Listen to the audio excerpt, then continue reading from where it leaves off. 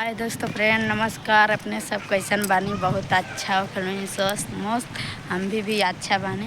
तो दोस्तों यहाँ के लोकेशन देख सकतानी कितना अच्छा बा, वीडियो बनाने में कितना मस्त बा। अपने सब देख सकतानी, ये हमनी के रूम हटे, अपने सब देख सकतानी। तो दोस्तों हमारा वीडियो को आप लोग ज़्यादा से ज़्यादा सपोर्ट करी लगी, लाइक शेयर कमेंट दबा के करी। हमारा चैनल का नाम बाटे उर्मिला पांडे। तो चलिए दोस्तों देख सकतानी अपने हमार वीडियो कहानी के भागत आप लोग कमेंट करके ज़रूर बताम लगिन कमेंट द्वारा। तो आप लोग कमेंट में प्यारा प्यारा कमेंट करी लगिन, भी हमार सपोर्ट करी लगिन। बहुत आप लोग के सपोर्ट के ज़रूरत बा हमार। तो अपने सब देख सकतानी यहाँ के लोकेशन। तो चलिए दोस्तों मिलतनी, अपने सब देख सकतानी गाड़ी गई है।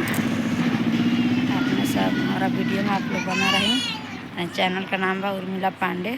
तो ऊपर सपोर्ट करे लगिन, लाइक शेयर कमेंट करें। चैनल के सब्सक्राइब नहीं किए हैं तो चैनल के सब्सक्राइब कर ली और लाइक एक दबा के ज़रूर करें।